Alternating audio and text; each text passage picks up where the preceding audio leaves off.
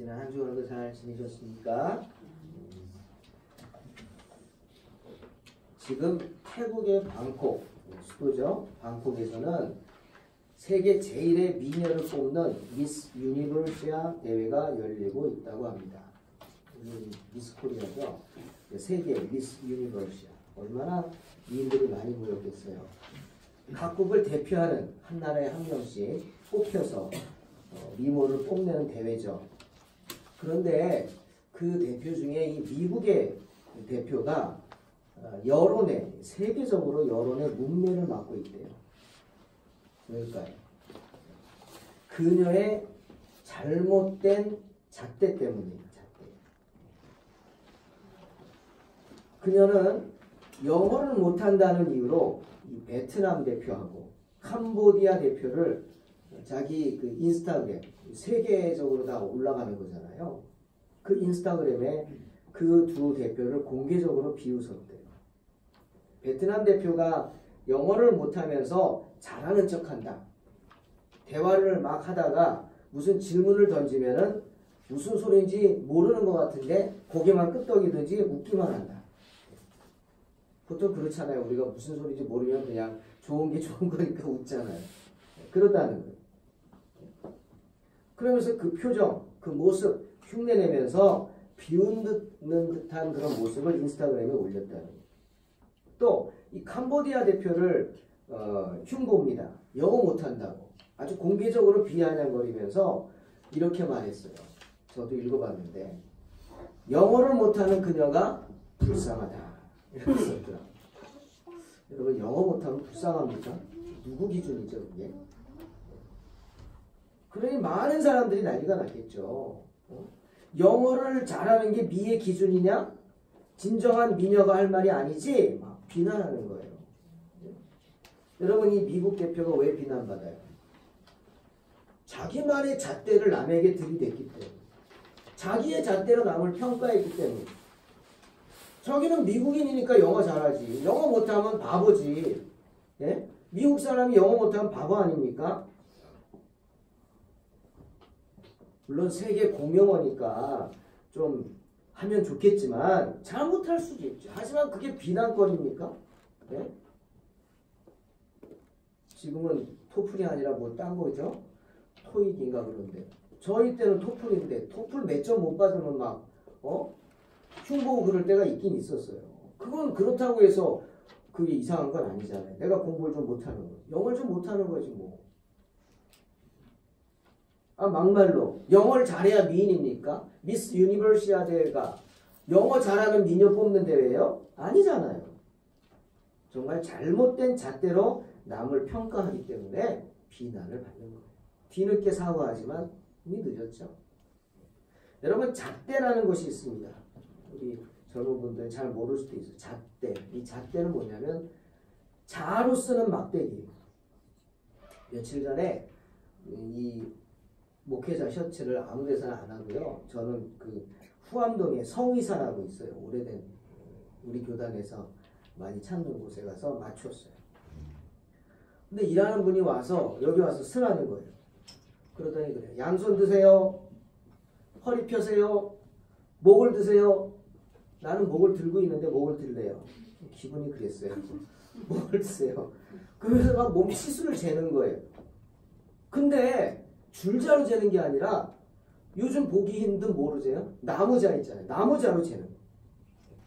나무자로 이리저리 제 몸의 사이즈를 재는 거예요. 그게 뭐예요? 잣대예요. 잣대. 나무자. 잣대. 잣대란 말 들어보셨죠? 우리 막 잣대를 들이댄다 이런 표현 있잖아요.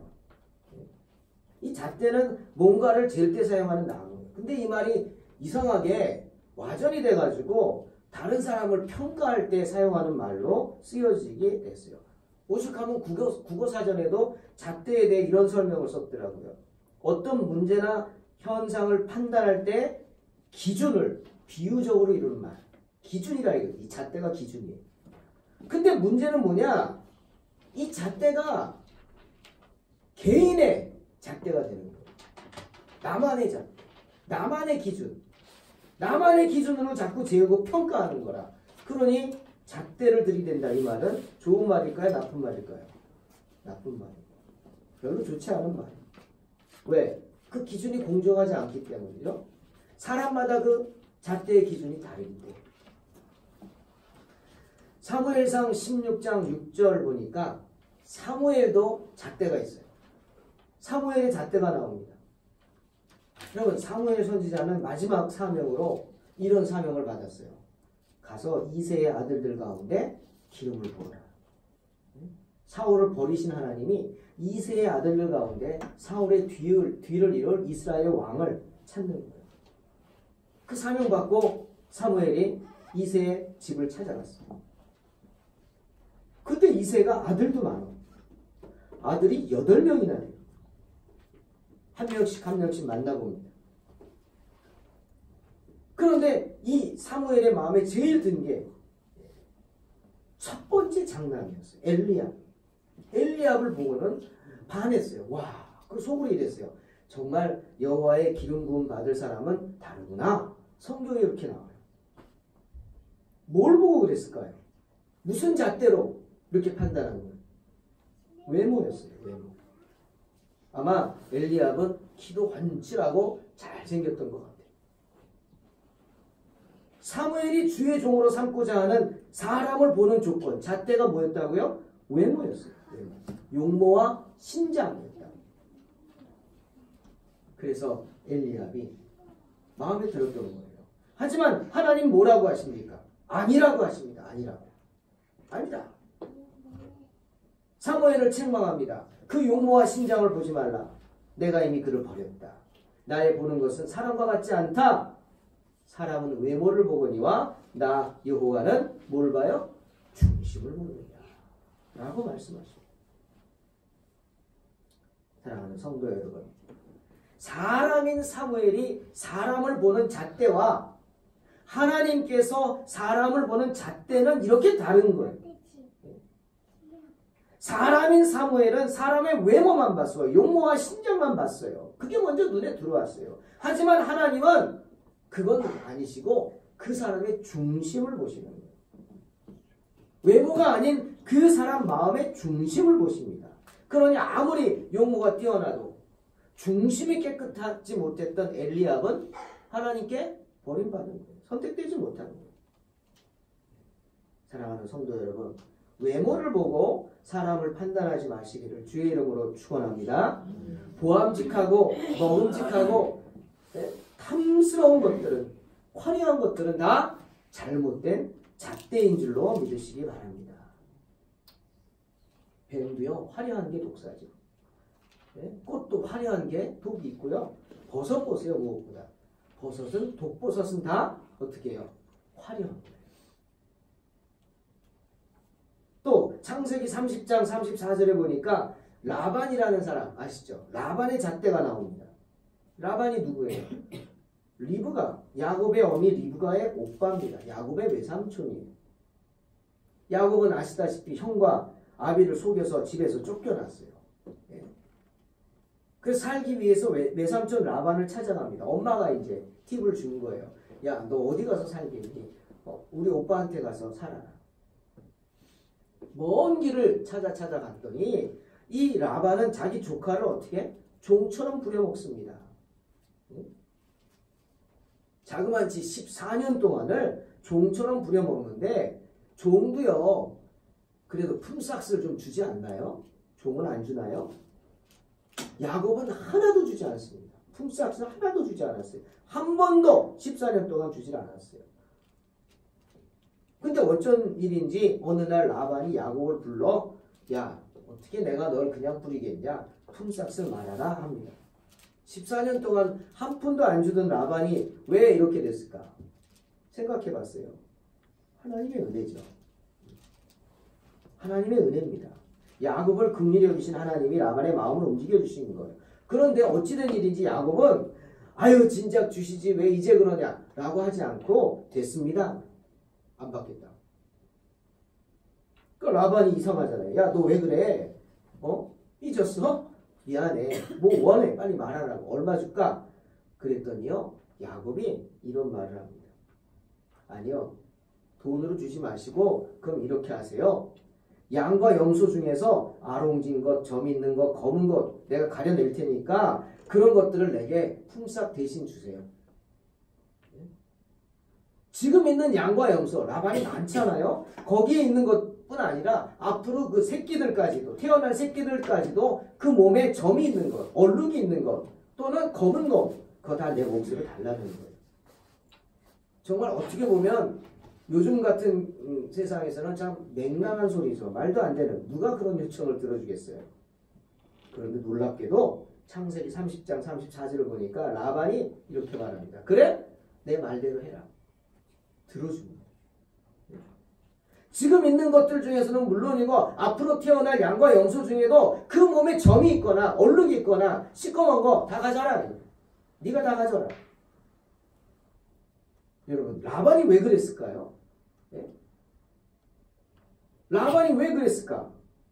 이게 야곱이 약은 거예요. 참 약은 거죠. 야곱의 이름이 남의 뒷덜미 잡는 사람이에요. 약은 거예요. 라반은 잣대가 있었어요. 자기만의 잣대. 그 잣대가 뭐냐? 부정하다는 거예요. 몸에 점이 있는 건 부정한 거예요. 여러분 기억나세요? 예수님 당시에도 유대인들이 제사장들에게 제물을 갖고 오잖아요. 예루살렘 성전에. 그럼 그 앞에 왜 예수님이 성전에 가서 채찍을 휘두르고 다 쫓아냈어요? 거기 양 파는 사람, 뭐 염소 파는 사람, 비둘기 파는 사람 잔뜩 있었잖아요. 왜 그게 있냐고. 다 갖고 오는데. 그게 이유예요. 제사장들이 물론 뒷돈을 받으려고 그랬지만 트집을 잡는 거예요. 양을 갖고 오면 막 뒤지는 거야. 야 여기 점 있네. 부정해. 안 받아. 하나님께 이런 거 드릴 수 없어. 얼룩이 졌네. 부정해. 검어? 안 돼. 어디 검은 걸 안 돼. 그래 그 사람들이 할 수 없이 울며 겨자 먹기로 가다가 아예 그냥 헐값에 팔고 비싼 값에 거기서 사서 왜? 제사 드리러 왔는데 안 드리면 어떻게? 그 장사를 하는 자리예요. 그러니까 유대인들에게는 그런 잣대가 있어요. 점이 있다, 흠이에요. 흠. 몸에 점이 있다, 부정해. 예? 얼룩이 졌다, 부정하는 거예요. 라반도 그런 걸 부정하다고 생각했어요. 그래서 야곱이 얘기하니까 아 그래 그 부정한 거 다 가져가 라고 한 거예요. 그게 라반의 잣대예요. 하지만 야곱은 그런 생각을 하지 않을 거예요.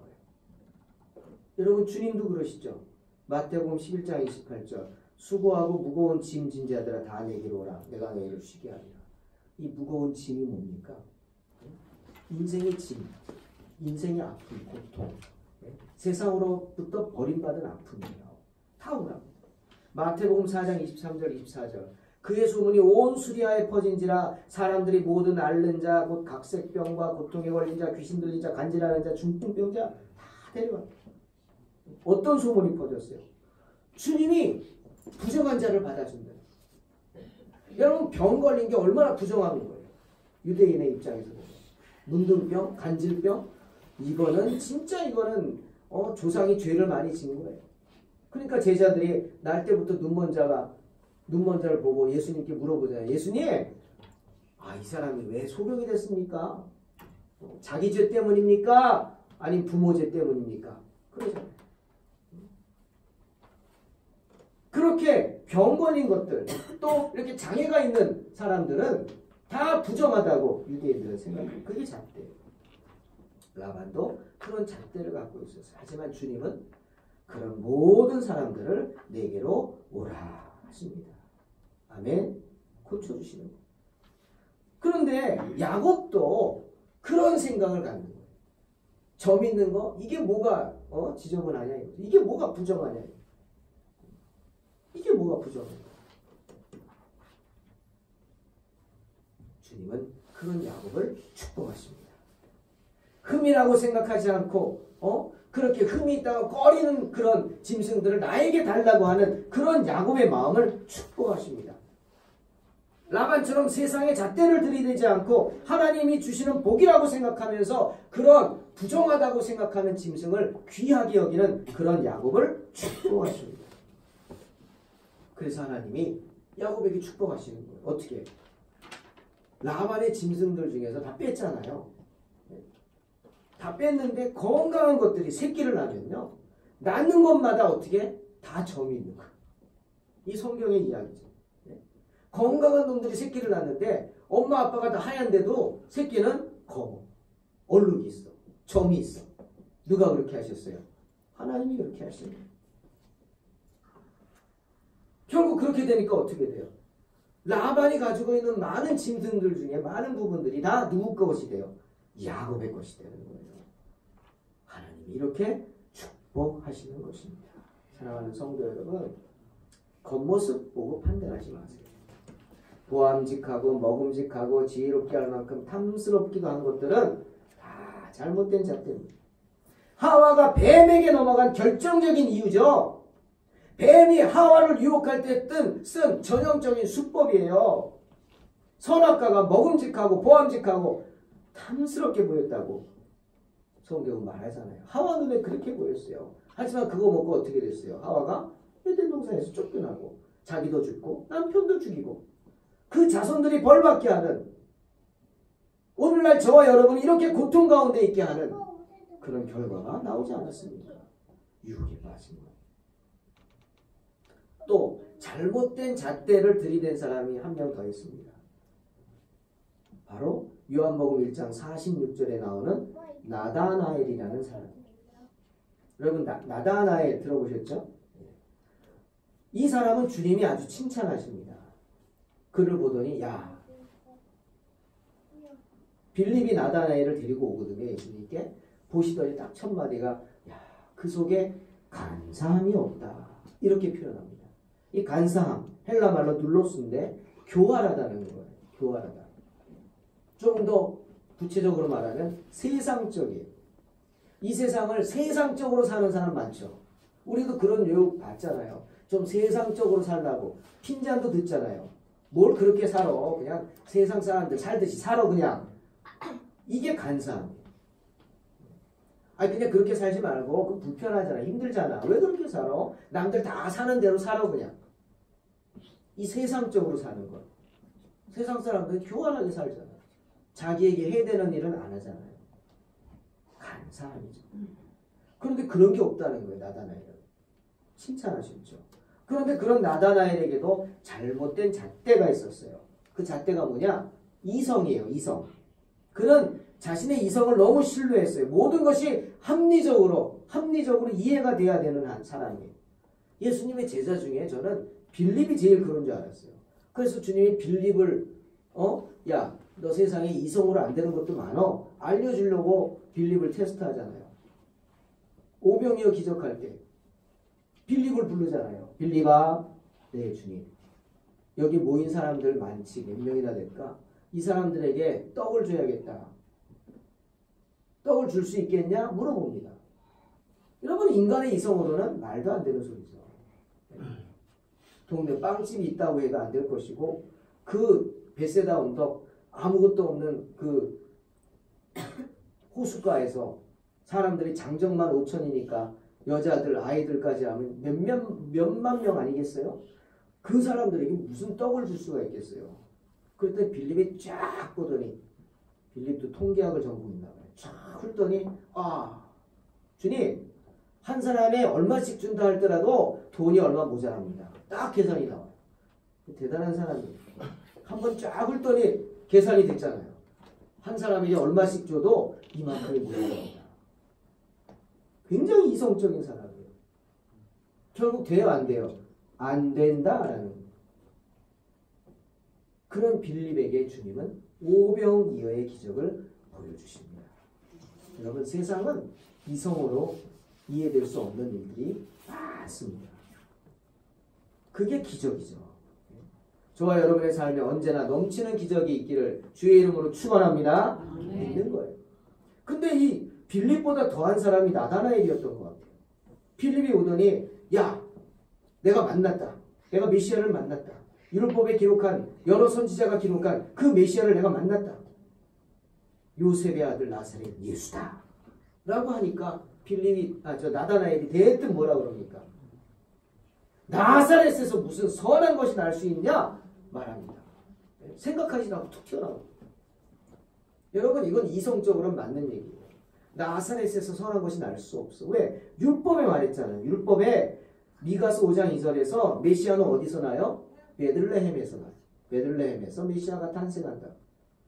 그러니 율법 말씀을 읽고 이성적인 나다나엘이 모를 리가 없는 거예요.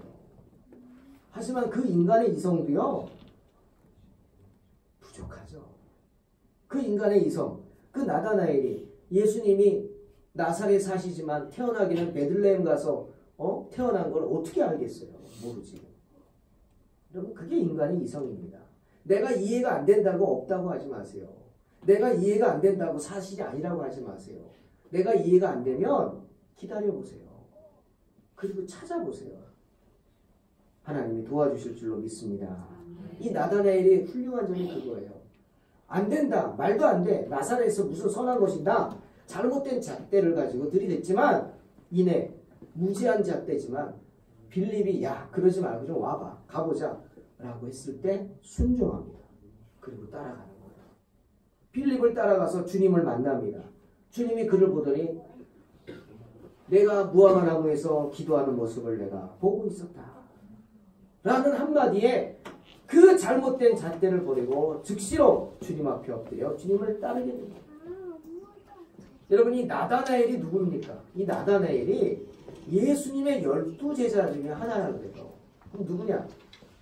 신학자들이 말합니다. 알페오의 아들 야고보가 나다나엘입니다.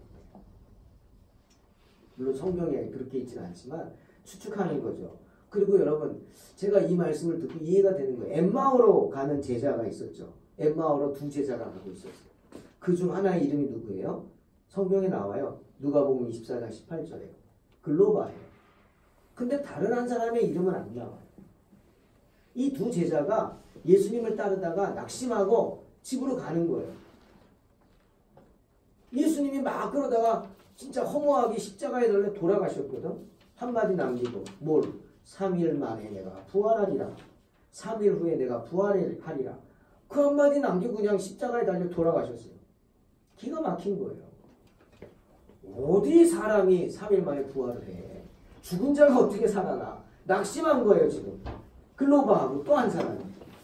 그 또 한 사람이 누구냐? 바로 나다나엘이라고 9세기의 성경 사본에는 그 이름이 나옵니다. 나다나엘이라고. 이해가 돼요. 그렇게 이성적인 나다나엘을 하나님이 다시금 담금질하시는. 그래서 주님이 그 둘을 만나주시는 거 아니에요. 엠마오로 가는 제자, 그 제자와 동행하면서 그들에게 말씀을 풀어주고 주님이 3일 만에 살아나실 이야기를 해주고 그러면서 그들을 위로하잖아요. 깨닫게 하잖아요. 그러면서 그들의 이성이라는 잘못된 잣대를 고쳐주십니다. 사랑하는 성도 여러분, 눈으로 보이는 것이 다가 아닙니다. 주님 요한복음 20장 29절에서 도마에게 뭐라고 그랬어요? 보지 못하고 믿는 자들이 복되다 하십니다. 이 말은 뭐예요? 또 다른 눈을 뜨라는 거예요. 이성이 아닌 또 다른 눈. 뭐예요? 영안. 무슨 눈?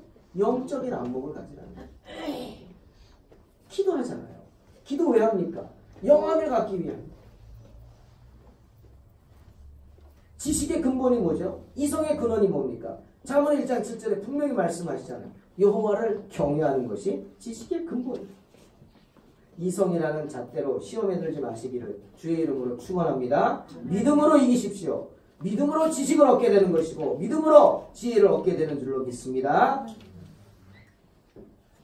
사람의 잣대는 이렇지만 여러분, 주님의 잣대는 어땠을까요?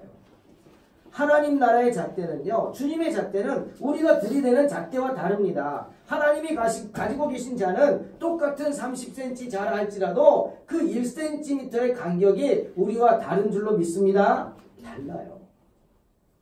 많겠죠, 주님의 잣대가. 근데 오늘 제가 설교 준비하면서 세 가지만 생각해 봤어요. 첫째는 뭐냐? 베드로후서 3장 8절 말씀. 주께는 하루가 1000년 같고 1000년이 하루 같다. 이게 말이 되는 이야기입니까? 세상 사람들이 들으면 어떻게 하루하고 1000년, 1000년하고 하루가 같아요? 하루가 어떻게 1000년 같고 1000년이 어떻게 하루 같아요? 네? 근데 주님은 그렇게 말씀하세요. 이게 주님의 잣대예요. 이 말의 의미는 뭐냐? 과거, 현재, 미래 모든 게 다 주님 앞에 드러나 있다는 거예요. 고로 단 한 번의 실수로 주님은 우리를 판단하지 않습니다. 예? 단 한 번의 실수로 판단하지 않아요. 저는 처음에는 솔로몬이 지옥 갔다고 생각했어요. 솔로몬은 지옥 갔어. 근데 요즘 생각이 바뀌고 있어요. 오늘 설교 준비하면서 막 바뀌는 거예요. 예? 솔로몬이 마지막에 보세요. 그가 수많은 부인들, 1000명에 다다르는 부인들, 이방 여인들, 예루살렘 성전 안에 우방의 신전들이 가득하고 막 자기가 가서 우방신에게 절하고 막 그 짓을 했다고요. 지옥 갔죠. 어떻게 하나님의 사람이 그래? 근데 오늘 말씀 보니까 주께는 하루가 1000년 같고 1000년이 하루 같아. 그러니 함부로 판단하지 말라는 거예요. 단 한 번의 그런 실수로, 아니 좀 계속됐다 할지라도 그와 그 사람을 평가하지 말라는 거예요. 주님은 기다리십니다. 우리가 돌아오기를 기다리시는 거예요. 과거도 보고 현재도 보고 미래를 보시면서 우리를 불쌍히 여기시는 줄로 믿습니다. 그 마지막 순간에 주님께 구원받은 한편 강도 기억하세요. 평생 자기 멋대로 살고 남 해코지하고 살인하고 막 못된 짓이랑 못된 짓을 다 하고 마지막 순간에 잠깐 정신 돌아와서 주님 당신 나라 가실 때 날 기억하세요. 그 한마디 하고 낙원으로 초대받잖아요. 이 얼마나 복된 사람입니까? 주님은 기다리십니다. 인내하신다. 그게 주님의 잣대입니다. 아유 저 사람 저 어떻게 천국 갈 수 있어? 라고 하지 마세요. 그건 하나님이 하시는 거고 우리는 끝까지 뭐 하는 거예요? 생명줄을 던지는 줄로 믿습니다. 또 하나 누가복음 7장 47절 주님이 향유 옥합을 깨어 부은 여인에게 하신 말씀이에요. 이러므로 내가 내게 말하노니 저의 많은 죄가 사하여졌도다. 이는 저의 사랑함이 많으니라. 사함을 받은 일이 적은 자는 적게 사랑하느니라 말씀하시죠. 즉 사랑하는 것이 많으면 모두 많아요. 죄사함도 많은 거예요. 주님 앞에 헌신하는 게 많으면 많을수록 뭐가 많아요? 죄사함이 많은 줄로 믿습니다. 그게 주님의 잣대예요. 거꾸로 죄사함을 많이 받은 사람이 주님을 더욱 많이 사랑하는 것이지만 주님을 적게 사랑하는 사람은요. 죄사함을 받을 수 없는 거예요. 주님께 적게 헌신하는 사람은요. 죄사함이 적다는 뜻이죠. 주님은 은연중에 이 말씀하시는 거예요. 주님을 많이 사랑하요. 주님을 더욱 사랑. 내 구주 예수를 더욱 사랑. 찬양하잖아요. 내 구주 예수를 더욱 사랑. 맞아요. 주님을 향한 사랑이 크면 클수록 우리 죄는 더 많이 사해지는 줄로 믿습니다. 이게 헌신도예요. 주님의 잣대는 뭐예요? 헌신도. 첫 번째는 인내심이었죠. 기다리시죠. 참고. 두 번째는 헌신도예요. 우리의 헌신도를 보시는 거예요. 그리고 하나 더 마지막으로 주님의 잣대는 뭐냐? 자비하심입니다. 자비하심. 오늘 본문의 내용이에요. 오늘 말씀을 보는데요.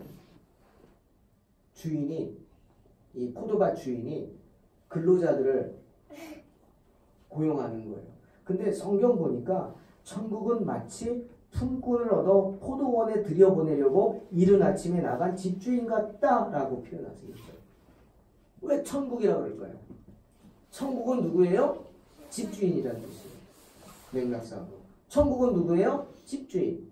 이 집주인이 어떤 사람인데 이른 아침에 품꾼을 얻으려고 포도원에 품꾼을 얻으려고 인력시장에 나간 집주인, 이 포도원 주인, 그게 천국이에요. 그런 마음을 가진 사람이 천국이라고 합니다. 그런 마음을 가지고 있는 게 천국의 주인이신 하나님이라는 거예요. 바로 이 말씀 속에서 뭘 알라고요? 하나님 아버지의 마음을 생각하라는 거예요. 주님의 마음을 보라는 거예요. 주님이 어떤 마음을 갖고 있어요? 마치 품꾼을 얻으려고 포도원에 들여보낼 품꾼을 얻으려고 이른 아침에 주인이 뭐가 아쉬워서 이른 아침에 잠을 설쳐가면서 인력시장에 나가서 일꾼들을 불러 모읍니까? 세상 사람들 그렇게 합니까? 안 하잖아요. 근데 우리 주님은 그렇게 하신다. 한 번 나가는 게 아니에요. 한 번 나가고 또 좀 이따 또 나가고 3번, 4번 막 나가는 거예요. 나갈 때마다 사람들이 있어요. 심지어는 11시에 나왔어. 이 11시 우리 시간하고 다르죠. 이스라엘은 해 질 때까지 일해요. 그럼 6시에 해가 진다 그러면 11시면 5시에, 오후 5시. 그러니까 지금 일할 시간이 1시간밖에 없어. 무슨 1시간 일을 하려고 사람을 채용합니까? 근데 주인은 1시간 전에 가왔어. 안타까운 걸 갔더니 거기서 또 빈둥빈둥 일자리 못 얻어서 있네 사람들. 아니 1시간 남았는데 뭘 있어. 오늘 포기하고 돌아가야지. 근데 포기할 수가 없는 거예요. 왜 포기할 수가 없어요? 이게 우리의 마음이죠. 내가 그냥 가면은 품삯을 받아서 가족들을 먹여야 되는데 우리 애들은 아빠만 바라보고 있잖아요. 아빠가 뭐 음식을 사올 봉투 갖고 올 그거만 바라보고 있는데 내가 그냥 돌아가면 애들은 하루 종일 굶는 거 아니에요. 밤에 배가 고파서 잠이 오겠어요? 그러니 얼마나 정말 세상 말로 애간장을 태우면서 가지도 못하고 거기서 그런 게 있겠어요. 혹시나 하는 마음으로 그들의 마음을 주님이 보시는 거예요. 아니 너희들은 왜 여기 아직까지 일 안 하고 있느냐? 책망하듯이 말하니까 이 사람들이 뭐라 그러죠? 아닙니다. 우리가 놀고 있는 게 아닙니다. 우리를 품꾼으로 쓰는 이가 없어서 그렇습니다. 여러분 이 말이 무슨 뜻일까요? 세상의 잣대에 우리가 들어오지 않는다는 거예요. 세상 사람들의 잣대, 그들이 보는 잣대로서 우리가 일꾼이 아니라 이거예요. 채용을 안 한단 말이에요. 덩치가 작았을까요? 일 못하게 보였을까요? 얼굴이 아주 못생겨가지고 호감이 없어 보였을까요? 그게 세상의 잣대거든요. 이왕이면 뭐라고요? 다 엉치 마. 그게 세상의 잣대거든요. 왜 젊은이들이 면접을 앞두고 성형외과를 찾아갑니까? 왜 뜯어고쳐요? 면접 점수 잘 받으려고. 근데 그렇게 뜯어고치면 잘 받아요? 잘 받아요. 이왕이면 다 엉치마거든요. 그게 세상의 잣대예요. 이 사람들이 놀다가 일 안 하는 게 아니라고. 새벽부터 나와 있었어요. 그런데 세상에서 그들을 채용을 안 해주는 거예요. 세상의 잣대로 버림받은 거예요. 너희는 안 된다는 거예요. 끝까지 버림받았어 이제. 그게 세상이에요. 잘못된 잣대를 들이대면서 버리는 게 세상이에요. 주인은 그걸 본 거예요. 주인의 잣대는 외모를 보지 않습니다. 결과 보세요. 1시간 열심히 일하게 하고 페이를 주는데 한 데나리온씩 주기로 했죠. 이게 한 노동자 일꾼 페이거든요. 근데 11시쯤 늦게 온 사람부터 줍니다. 그러니까 아침부터 아침 일찍부터 와서 일한 사람들은 지켜보는데 아니 1시간 와서 일한 사람한테 얼마 줬어요? 한 데나리온을 주거든. 깜짝 놀란 거예요. 놀라기만 한 게 아니라 기대했겠지. 야, 이 주인은 대박이다 대박. 1시간 일했는데 한 데나리온 주면 우리는 아침부터 와서 땀 흘리고 이렇게 일했으니까 야, 우리는 한 5데나리온 줄래나? 잔뜩 기대를 하고 있는데 뺀걸. 자기도 한 데나리온 주는 거예요. 화가 나죠. 화가 나죠. 화가 나죠. 물론 세상적으로 말하면 이거는 공평한 게 아닙니다. 1시간 일한 사람하고 아침부터 와서 일한 사람하고 똑같이 페이를 준다? 이거는 아니죠. 세상적으로 말하면 이건 공평한 게 아닙니다. 화를 내야 되는 거예요. 신고해야죠. 그러나 막 불평하니까 그 중에 제일 불평하는 사람한테 주인이 말하는 거예요. 불러다가. 왜 화를 내고 불평하느냐? 나 분명히 너랑 약속하지 않았냐? 한 데나리온 준다고. 너도 좋다고 그랬잖아. 아, 내가 내 마음대로 내 것 갖고 하는데 왜 네가 기분이 나쁘냐? 저 사람도 가장이야. 저 사람도 딸린 식구들이 있어. 저 사람도 아침부터 나와서 기다렸어. 일을 못했지만. 내가 그 마음을 알고 자비를 베풀었어. 똑같이 주는데 왜 네가 기분이 나쁘냔 말이야. 네 거나 받고 가라. 주인의 책망입니다. 여러분 이게 하나님의 마음이에요. 자비하심. 세상과는 다르죠. 세상에서는 말도 안 되지만 하나님은 그런 자비를 베푸시는 분인 줄로 믿습니다. 그게 주님의 잣대예요. 세상의 잣대와는 다르죠. 그러고는 주님 말씀하십니다. 이와 같이 나중된 자로서 먼저 되고 먼저 된 자로서 나중되리라. 목사님, 내가 이 나이에 부름받아서 뭔 일을 할 수 있겠어요? 그렇게 말씀하시는 분들이 있어요. 우리 노예에도 어느 교회 장로님 하시다가 뒤늦게 신학하겠다고 이렇게 신학 공부하고 안수받고 그리고 목사 안수받고 다음에 은퇴하셨어요.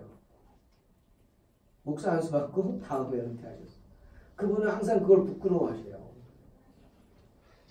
근데 그건 부끄러운 일이 아니에요. 오래 했다고 뭐 하나요?